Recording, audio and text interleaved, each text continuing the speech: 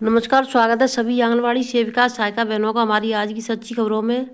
तो बहनों, आज हम आपको कई जानकारी देना चाहेंगे, लेकिन उन्हीं बहनों से हम कहना चाहते हैं जो बहनों अपने आप वीडियो को नहीं देखती हैं, जैसे उनको शेयर न करना पड़े तब देखेंगी जा करके, तो अपने आप चैनल को आप सब्सक्राइब कर लो, जिससे आपको पता रहेगा कि हमने वीडियो कब डाला है। जैसे वीडियो डल जाएगा आपके पास नोटिफिकेशन पहुँच जाएगा और आप वीडियो को समय से देख पाएंगी और पूरा जानकारी हर तरह की ले पाएंगी। तो सबसे पहले आपको चैनल को सब्सक्राइब करने के बाद में जो बेल आइकन यानी बेल जैसा लटका होता है उसको दबाना है, तब ऑल पे वो हो जाएगा, तभी आपके पास हमारी सभी वीडियो समय से पहुंचेंगी। अब देखिए, जो राशन को लेकर के कई जो समस्या उठ रही हैं उसमें देखिए आदेश अब यानी 1-1 मिनट का निकल रहा है। माह जून यानी जो निकल चुका है जून, उसका आदेश अब निकल रहा है। अभी जो राशन पहुंचा है वहाँ पर अब यानी 6 तारीख में, तो माह जून 2024 के THR प्लांट द्वारा प्राप्त राशन का वितरण क्रम संख्या देखिए, ग्राम पंचायत देखिए, आंगनवाड़ी केंद्र का नाम देखिए, कार्यकर्ती का नाम देखिए। यानी 2024 जून का, माह जून का, तो यानी 16 ऐसे जो ग्राम पंचायत हैं, और उनमें से 16 ग्राम पंचायत हैं, उनमें से कितनी आंगनवाड़ी बहनों के यहाँ पहुँच गया। देखिए 16 के यहाँ भी पहुँचा है जिनके नाम हैं। अब इसमें आगे क्या लिखा है इसको देख लिया आप।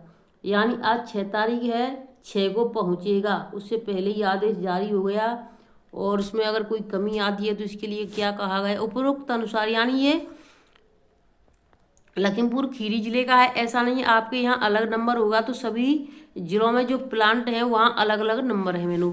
उपरोक्त अनुसार 16 आंगनबाड़ी केंद्रों पर कल दिनांक 6/12/24 को माह जून 2024 का राशन THR प्लांट चखरा SBLM द्वारा प्राप्त प्रीमिक्स पोषाहार का वितरण किया जाएगा। यदि कहीं वितरण नहीं होता है तो मोबाइल नंबर, यानी जो मोबाइल नंबर दिया गया है इस पर सूचित करें। ये मोबाइल नंबर DPO का है, CDPO ने बताया है।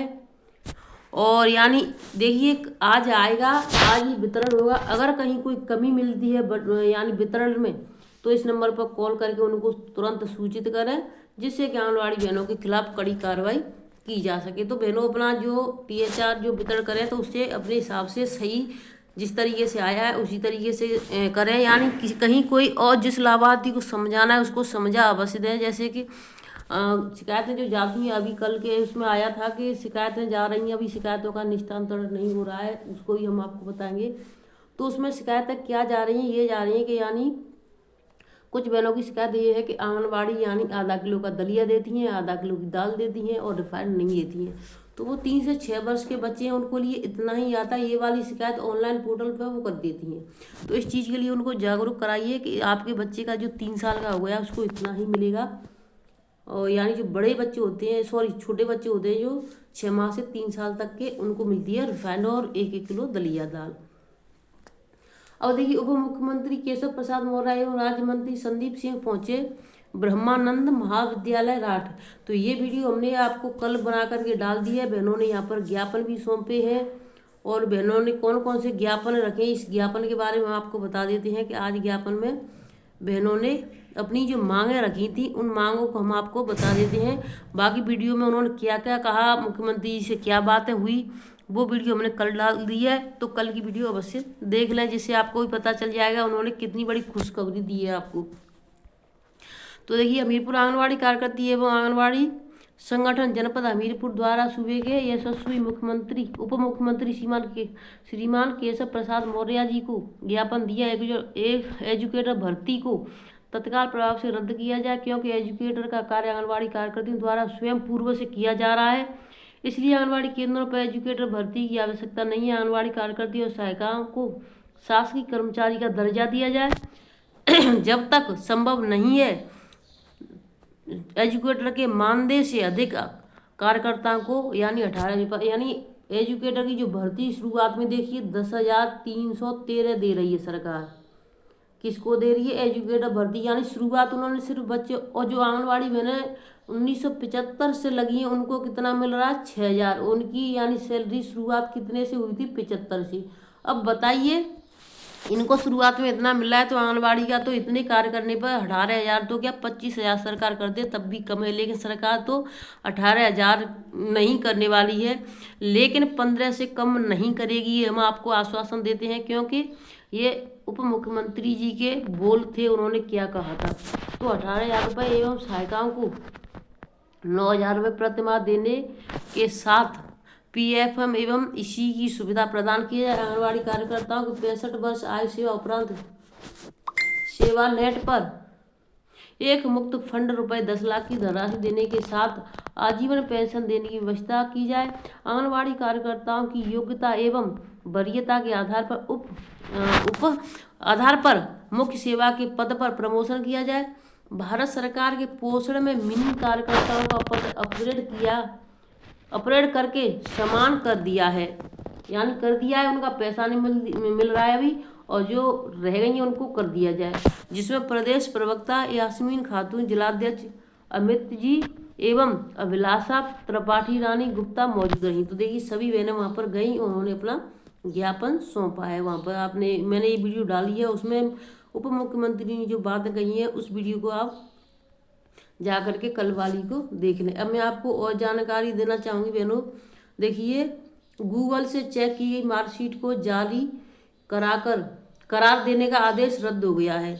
हाईकोर्ट ने हमीरपुर जिले की याची के अंकपत्र को सही करार दिया। आंगनबाड़ी कार्यकर्ता पद का प्रमोशन पर दिया गौर करने का आदेश।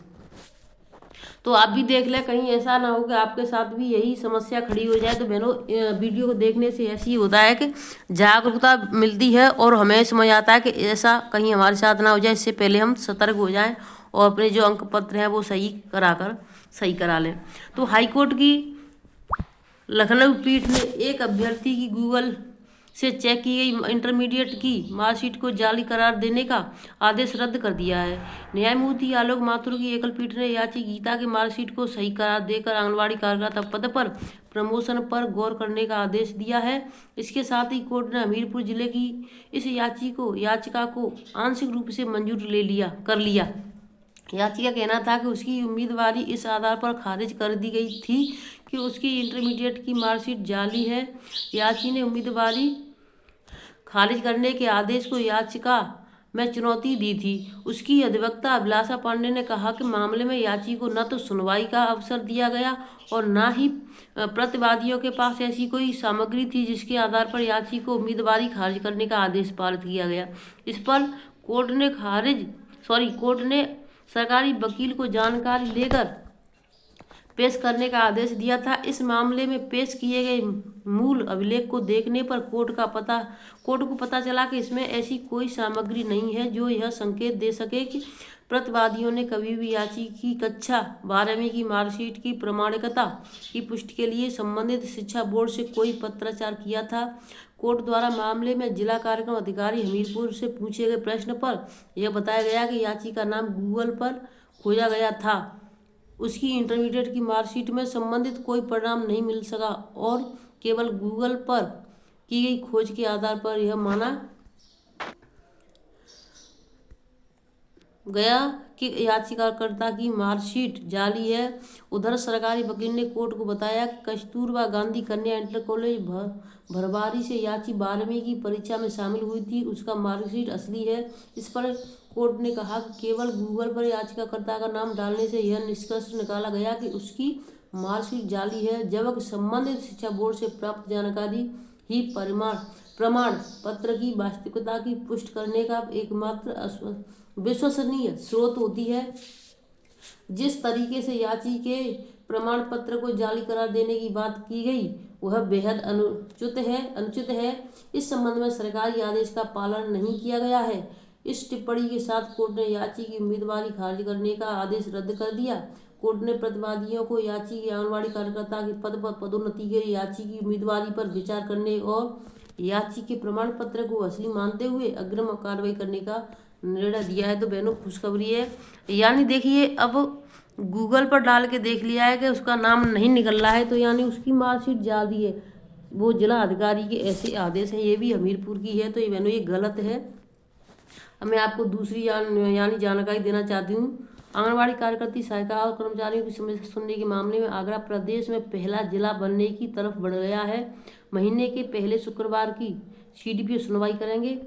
इसके बाद DPO अपने कार्यालय में इसकी समीक्षा करेंगे। समाधान के लिए तत्काल प्रयास शुरू किए जाएंगे। महिला कल्याण व बाल विकास एवं पुष्टार विभाग की मंत्री बेबी रानी मौर्य का गृह जनपद आगरा हर महीने आंगनबाड़ी कार्यकर्तियों और कर्मचारियों की समस्या सुनने वाला प्रदेश पहला जनपद बनेगा। इस दिशा में प्रभारी जिला कार्यक्रम अधिकारी हरीश कुमार मौर्य ने कदम बढ़ा दिया है। उन्होंने सोमवार को सभी बाल विकास परियोजना अधिकारियों व प्रभारियों को पत्र भेजा है। उन्होंने कहा कि आंगनबाड़ी कार्यकर्तियों परियोजना में कर्मचारियों की समस्या सुने और समाधान करने के लिए तत्काल प्रयास करें। प्रभारी जिला कार्यक्रम अधिकारी हरीश कुमार मौर्य ने बताया कि जिले में 2982 आंगनबाड़ी केंद्र संचालित हैं। इनमें आंगनबाड़ी कार्यकर्तियां और सहायिका सेवाएं दे रही हैं। सभी परियोजना पर कर्मचारी तैनात हैं। विभागीय मंत्री के मार्गदर्शन और उच्च अधिकारियों के निर्देश में सरकार की योजना का लाभ पात्र लाभार्थियों तक पहुंचाने की दिशा में कार्य किए जा रहे हैं। उसी क्रम में आंगनबाड़ी केंद्रों पर सेवाएं दे रही आंगनबाड़ी कार्यकर्ता सहायिकाओं और वहां तैनात कर्मचारियों की समस्याओं को सुनने की दिशा में कदम उठाया गया है। प्रभारी जिला कार्यक्रम अधिकारी हरीश कुमार मौर्य बताया कि हर महीने यह व्यवस्था रहेगी। महीने के पहले शुक्रवार को, तो बहनों ये यानी इस चीज़ को आप नोट कर लें अपनी डायरी में, कहीं भूल न जाना कि यानी महीने का पहला शुक्रवार को होगा। उसमें सभी समस्याएं सुनी जाएंगी। तो आपको जो भी समस्या कहनी है या करनी है बतानी है तो आप जाकर के बता सकती हैं। शुक्रवार को परियोजना पर सीडीपीओ और प्रभारी सीडीपीओ आंगनबाड़ी कार्यकर्तियों सहायिकाओं एवं कर्मचारियों की समस्या सुनेंगे। एक रजिस्टर भी मेंटेन करेंगे जिसमें शिकायतों को दर्ज किया जाएगा। संबंधित सीडीपीओ और प्रभारी सीडीपीओ आंगनबाड़ी कार्यकर्ताओं की समस्याओं के समाधान के लिए तत्काल कार्रवाई शुरू करेंगे। शिकायतों पर तत्काल शुरू होगी कार्रवाई। डीपीओ ने बताया कि उनके द्वारा भी हर महीने एक दिन समीक्षा बैठक लेंगे जिसमें परियोजना पर आने वाली शिकायतों पर चर्चा करके निस्तारण करेंगे।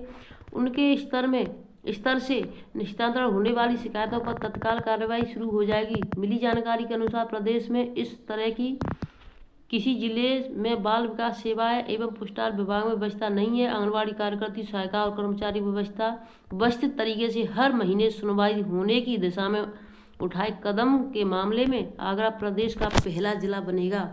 तो बहनों ये बहुत ही खुशी की बात है। कम से कम हर महीने ये जानकारी हम भी दे सकेंगे, अधिकारियों को भी पता चलेगा कि कौन सी समस्या है। अगर हमारा पोषण टैग नहीं चल रहा है, अगर कोई भी समस्या है तो हम अपनी समस्या रख सकेंगे, जिससे कि यानी जो जिले से शिकायत यानी समस्या आती है कि इस महीने इन बहनों ने इतना कार्य नहीं किया या इस महीने ये वाली कार्य नहीं किया, इसलिए आपके खिलाफ कड़ी कार्रवाई होती है। तो इन समस्याओं से बहनें बच सकेंगी और भी आगे कई ऐसे समाधान होंगे जैसे कोई शिकायत करता है तो उसका निस्तारण भी उसको बुलाकर यहीं कर दिया जाएगा। बता दें कि इससे पहले भी डीपीओ व्यवस्था को बेहतर करने की दिशा में कदम बढ़ा चुके हैं। प्रभारी जिला कार्यक्रम अधिकारी डीपीओ हरीश कुमार मौर्य ने बताया कि डीएम और सीडीओ के निर्देश पर आंगनबाड़ी केंद्रों पर पंजीकृत सभी लाभार्थियों को मिलने वाले पुष्टार वितरण की व्यवस्था और बेहतर करने की दिशा में काम चल रहा है। बच्चों, गर्भवती धात्री महिलाओं को कुपोषण से बचाने के लिए पुष्टार के रूप में गेहूं का दलिया, चना की दाल और खाद्य तेल दिया जाता है। सभी खाद्य सामग्री पैकेट में पैक है। 3 महीनों की डीआई बनती है जिसके बाद पुष्टार आता है। शहर में नेफेड और ब्लॉकों में एनआरएलएम के स्वयं सहायता समूहों के द्वारा आंगनबाड़ी केंद्रों को पुष्टार उपलब्ध कराया जाता है। उन्होंने बताया कि जनपद में जिन जिन आंगनबाड़ी केंद्रों की शिकायतें आ रही हैं उन पर नजर है, यानी जिन जिन केंद्रों की शिकायतें आती हैं उन पर नज़र है, अधिकारियों की उन पर नज़र है। शिकायतों की समीक्षा तेज की गई है। निस्तारण में गुणवत्ता, समय और शिकायतकर्ता की संतुष्टि पर ध्यान दिया जा रहा है। किसी भी तरह की लापरवाही बर्दाश्त नहीं है। देखिए इसमें भी ध्यान। डीपीओ ने बताया कि सभी सीडीपीओ, प्रभारी सीडीपीओ और मुख्य सेविकाओं को निर्देश दिया गया है कि शिकायतों वाले आंगनबाड़ी केंद्रों पर नज़र रखें। इस कार्य में किसी भी तरह की लापरवाही बर्दाश्त नहीं होगी। डीपीओ ने बताया कि औसतन विभिन्न माध्यमों से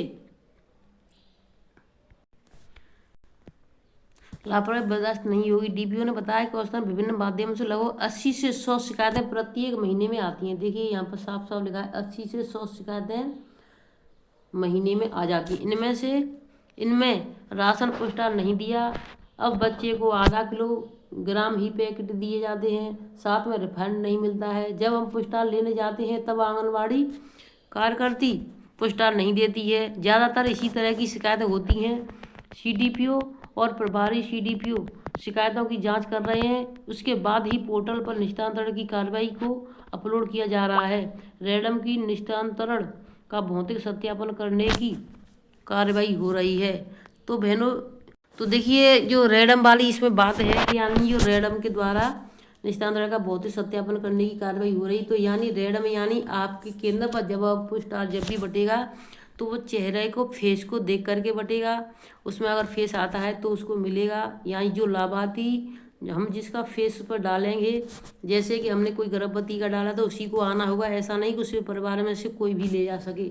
तो इस तरीके से होगा। अब इसकी ये मशीन भी लग रही है बहनों, तो ये बहुत ही अच्छी बात है, जिससे कि आंगनबाड़ी बहनों से कहा जाता है कि चोर हैं तो ये भी समस्या खत्म हो जाएगी। तो इस वीडियो को ज़्यादा से ज़्यादा बहनों शेयर कर देना, और अपनी जो समस्या हो, अगर कोई जानकारी लेनी है तो कमेंट बॉक्स में कमेंट कर देना।